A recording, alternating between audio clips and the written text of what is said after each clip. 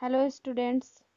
Hello my dear students. आज हम बात करने वाले हैं 10th क्लास के साइंस बुक चैप्टर 1 रासायनिक अभिक्रियाएं एवं समीकरण। सबसे पहले हम बात करेंगे रासायनिक अभिक्रियाएं।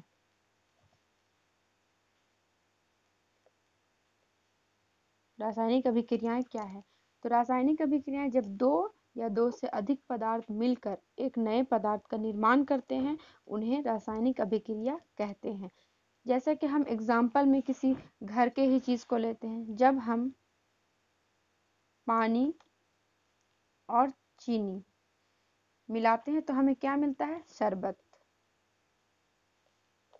तो इसे हम रासायनिक अभिक्रिया कहते हैं। ठीक है। अब जैसे तीन पदार्थ का मैंने कहा कि तीन पदार्थ के लिए हम पानी, चीनी और अगर इसमें हम चाय पत्ती मिलाते हैं तो हमें क्या मिलता है? चाय। ठीक है। तो इसे भी हम रासायनिक अभिक्रिया ही कहेंगे।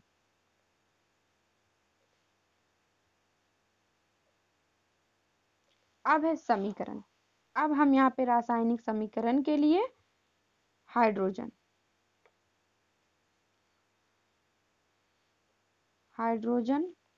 और ऑक्सीजन लेते हैं।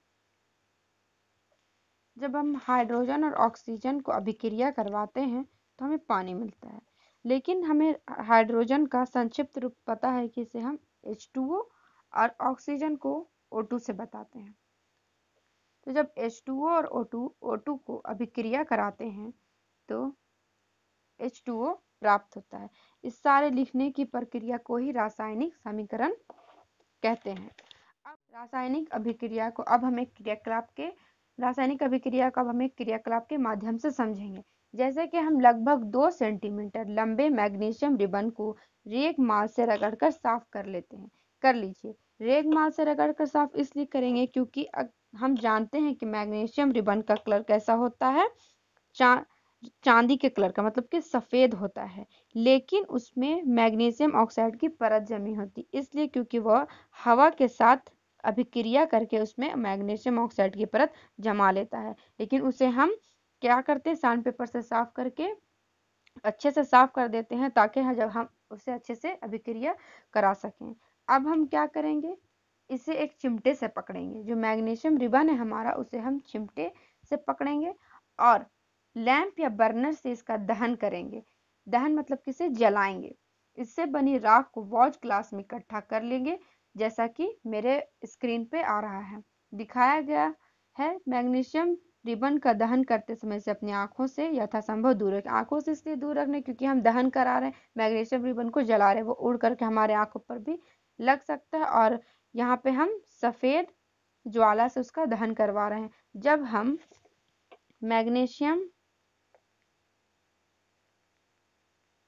मैग्नीशियम प्लस ऑक्सीजन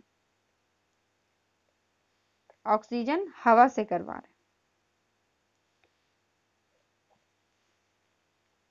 तो मैग्नीशियम ऑक्साइड प्राप्त होता है, जिसे मैंने पहले बताया था कि मैग्नीशियम ऑक्सीजन के साथ अभिक्रिया करके मैग्नीशियम ऑक्साइड अपने उसके ऊपर एक परत जम जाती है जिसे मैग्नीशियम ऑक्साइड कहते हैं। इसे हम सैंड पेपर से साफ करते हैं। जब हम मैग्नीशियम को दहन के साथ अभिक्रिया कराते हैं तो हम क्या पाते हैं कि हमें मैग्नीशियम का चूर्ण प्राप्त होता है। चूर्ण, या इसे हमारे भाषा में कहें तो राख प्राप्त होता है। अब हम एक और क्रियाकलाप के माध्यम से इसे समझेंगे या जानेंगे। क्रियाकलाप 2। एक परख नली में लेड सीसा नाइट्रेट का घोल लीजिए। इसमें पोटेशियम आयोडाइड को मिला दीजिए। लेड नाइट्रेट का घोल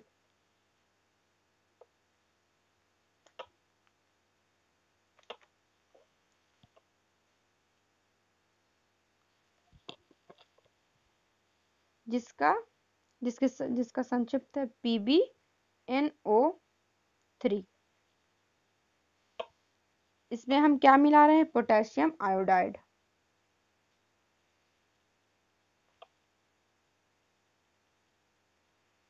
आयोडाइड का घोल,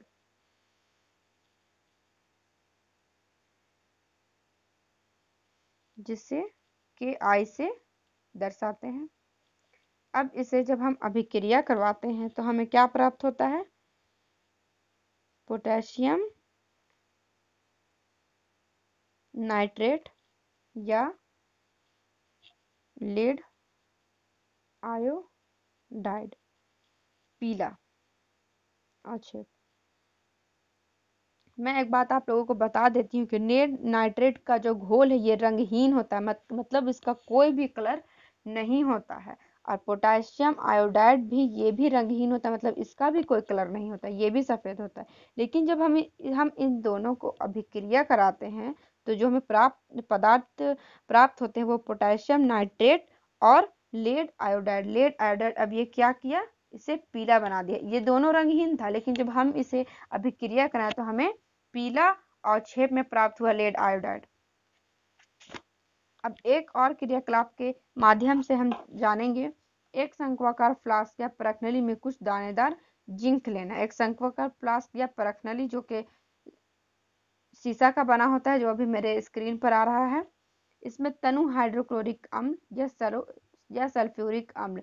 तनु हाइड्रोक्लोरिक अम्ल ये भी एक एसिड है और सल्फ्यूरिक अम्ल ये भी एक एसिड है। ये दोनों को जब हम मिला देते हैं एक साथ एक लेड पे तो हमें क्या प्राप्त होता है? शंक्वाकार फ्लास्क में जिंक के टुकड़े को लेकर उसमें तनु हाइड्रोक्लोरिक अम्ल या तनु सल्फ्यूरिक अम्ल डालते हैं तो जिंक के टुकड़े के पास बुलबुले दिखाई देते हैं। ये हाइड्रोजन गैस के बुलबुले हैं। जिंक के हाइड्रोजन का आकार धीरे धीरे घटता जाता है और हाइड्रोजन गैस के बुलबुलों का निर्माण होता है। जैसे कि हम जिंक है, जिंक में हम तनु हाइड्रोक्लोरिक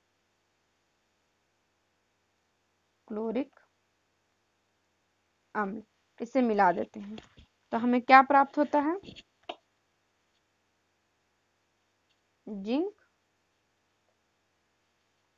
क्लोराइड और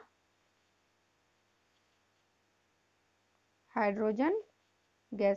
हाइड्रोजन गैस कैसे प्राप्त हो? क्योंकि यहाँ पे जो जिंक के टुकड़े के पास बुलबुले जो दिखाई दे रहे हैं वो हाइड्रोजन गैस के माध्यम से पर उठ रहे हैं। बस इन तीनों परिस्थितियों में यह तीन हमने अभिक्रिया कराई, इन तीनों में हमने क्या देखा?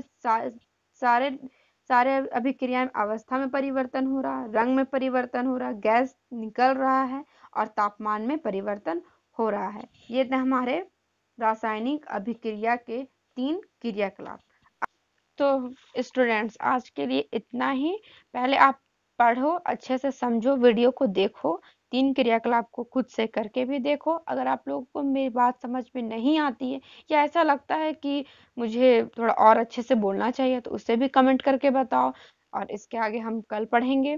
कल हम रासायनिक समीकरण के बारे में पढ़ेंगे और मेरी जो वीडियोस है वो चैप्टर 1 के जो वीडियोस होंगे रासायनिक अभिक्रिया एवं समीकरण, ये पार्ट बाय पार्ट आएंगे। ये पार्ट 1 है और कल इसका पार्ट 2 आएगा।